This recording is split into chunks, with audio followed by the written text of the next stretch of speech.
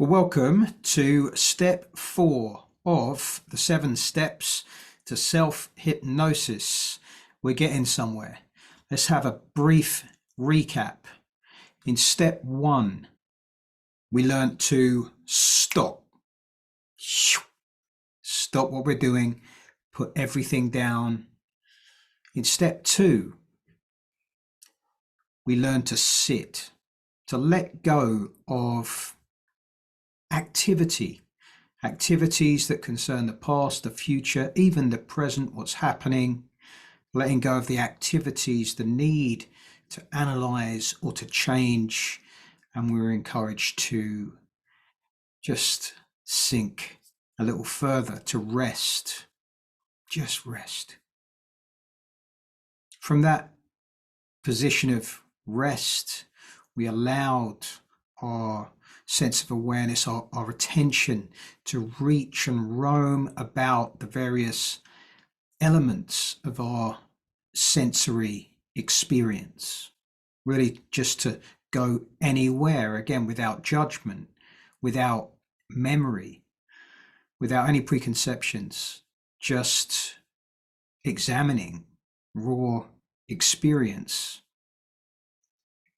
Now in step 4, we're going to begin to set our course. I'd say this is kind of a pivotal moment in the process. We're going to begin to put some definition on our direction setting.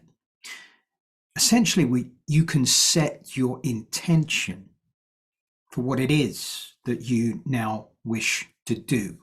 If there is an activity you wish to engage in, you're going to set your not even your course, it's bigger than that.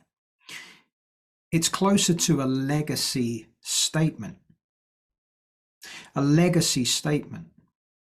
This is a term I first heard used by Dr. Jeff Spencer, who's a coach to elite sportsmen and kind of the mind coach, the corner man to peak performance. He's an Olympian himself. And when he works with these often legends of their sport, one of the first things he asks them is, what would they like their legacy to be? Huge question. What would they like their legacy to be? Now, this is something we normally leave to others as we go through life pursuing our goals. The legacy can be written surely by those we eventually leave behind. He advocates a more proactive practice. You craft your own legacy statement. And I find this process, not even the process, the statement that you conjure up, to be perfect as an orientating effect upon your efforts with self-hypnosis and pretty much anything else, but particularly when there may be goals, stepping stones, things that you think might add up to something. This takes you beyond all of that. What is your legacy going to be? If you could craft that in a statement, what would it be? We can consider people that have shared their own legacy statement. Oprah Winfrey, one of the most influential women of all time, as well as being a famous presenter. She is a teacher. In fact, her legacy statement is to be an empowering teacher, an inspiring teacher who empowers others to exceed their self-imposed limits. That's what she wishes her legacy to be. from that vantage point, it's much easier to see how anything else that you may do or pursue or create could be part of adding up to that. Think of the entrepreneur Richard Branson, who may love to be remembered as a successful entrepreneur, an inventor, a creator. But he's also someone who has helped make commercial spaceflight a reality. Something people suggested simply could not be done.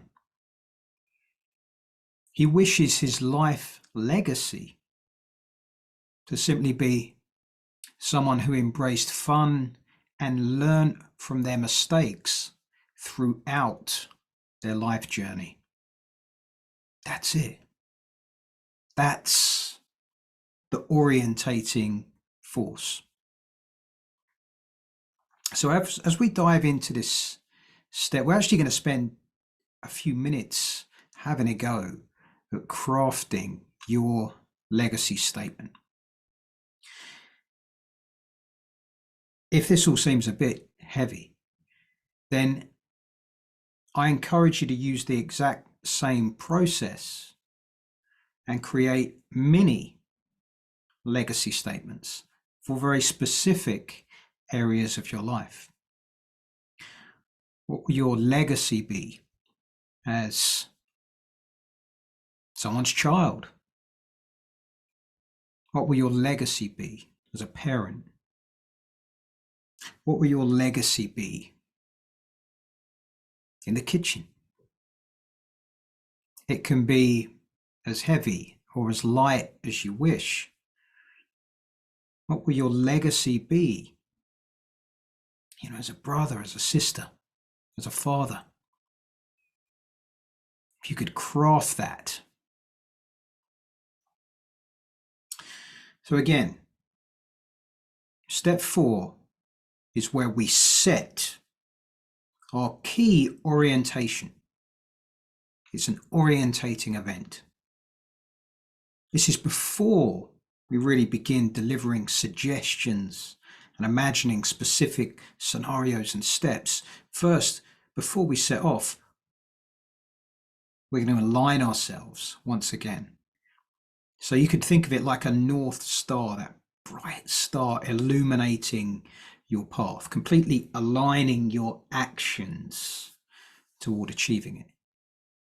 It's always there. It's always on. It can always be seen. It's always ready for inspection. Legacy statement. And as well as acting as this orientating force, it also can act as a filter, an integrity filter, that things have to pass through if they're going to be part of your life. Anything that doesn't pass through that filter can be left by the side. So let's play a little game and see if you can craft, again, let's go big, a legacy statement for your life. It's really about your highest values, not just the sum total of your life's work, but your values, what you reached for, wished for, stretched for, hoped for. Once you have it, it can be reflected on easily. So let's just spend, 30 seconds on each step, and you can surely spend more time on it later on. If it helps you, close your eyes, because I'm going to encourage you to become reflective. Reflective. Imagine that is the attitude, the state. What does reflective mean? With your eyes closed. Again, just simply being aware of being aware.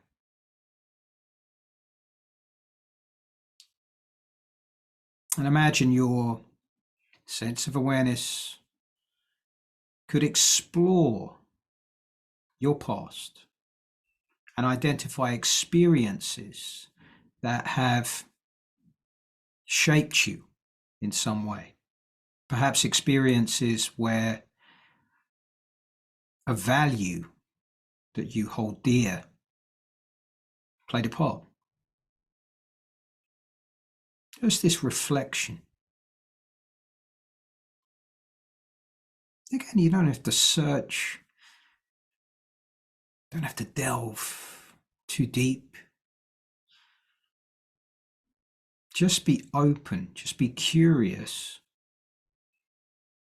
and notice past events that have shaped you in some way, that had impact. It's not about judging the past. It's just about acknowledging the journey that you've survived, everything you've been through. And then perhaps you can explore some quite specific, significant moments in your life, moments of joy. And when you experience the moment of joy, what quality was expressed, would be seen in your joy? Perhaps a moment of challenge, where you were facing something, you didn't know if you'd be able to do it, you got through it.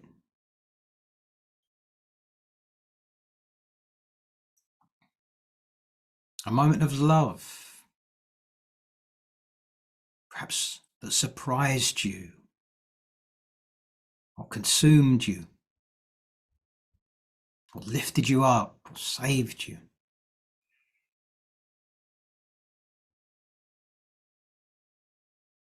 A moment of loss,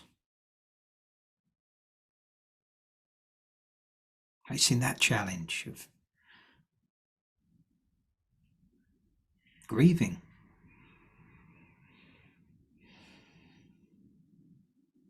Not knowing how to let go.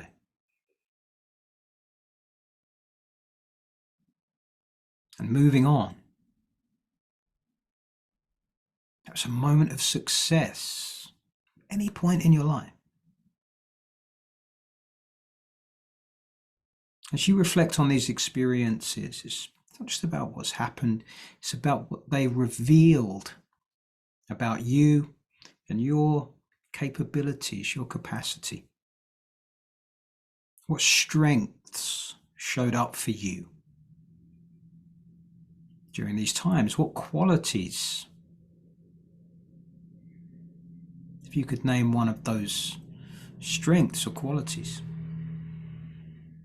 What weaknesses did you have to confront, deal with, learn from? Each experience, whether it's seen as a positive or negative experience, has gone. They all contributed in some way to the person you are today. So again, as you sift through these thoughts, these fragments, just pay attention to any recurring values that were highlighted. That's resilience, quick thinking, compassion, fairness.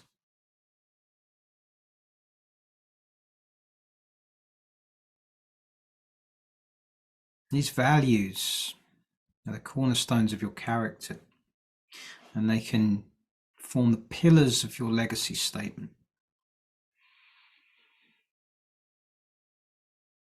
And again, I'm sure there've been lessons when you reflect in this way, lessons from your life, from your relationships, from your relationship with yourself, challenging situation. Again, you survived, you got through. You can thank that younger you for going through that for you, especially if they were never thanked.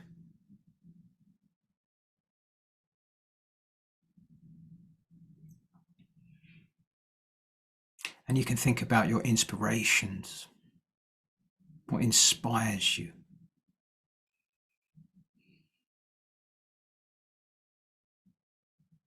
How would you like people to speak of you? Who do you admire?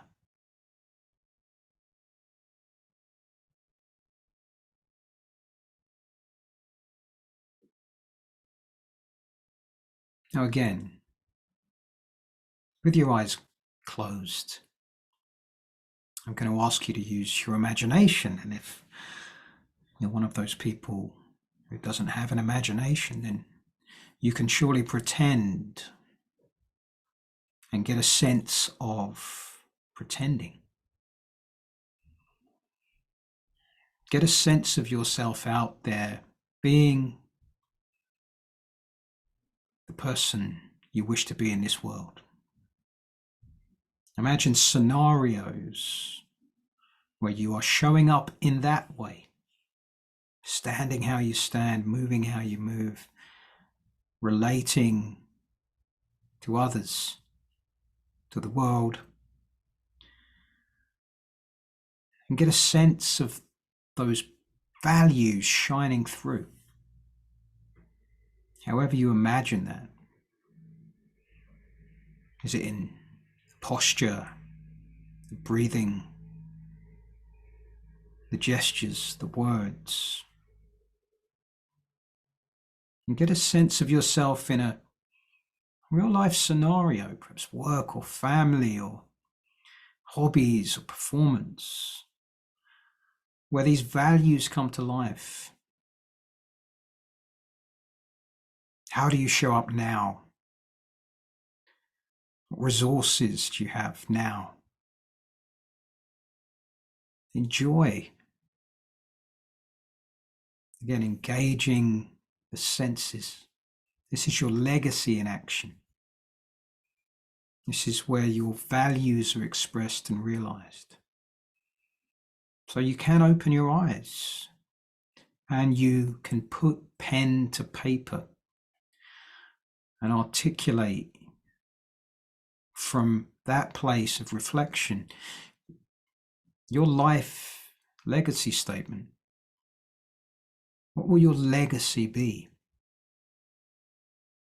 If you wish to start with a free-flowing spillage of words, without censoring, without editing, do it.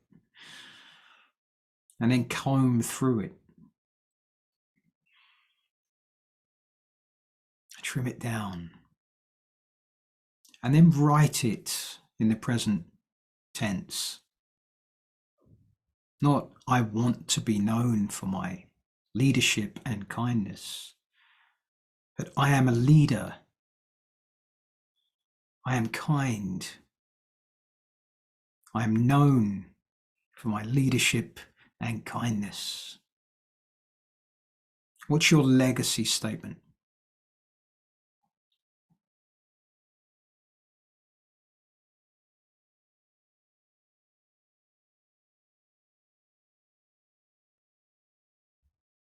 I would love it if you could find the courage to share what has come up for you. I'd love to know how you sum up your legacy. Now, I mentioned that we can also, once we understand what we're doing here, do this very quickly and create a mini legacy statement for a specific area of our life. And smaller still, if we wish, we can simply create a mini legacy statement for our intentions in this self-hypnosis session. Play around with it, bring it all together, and of course, let me know how you get on.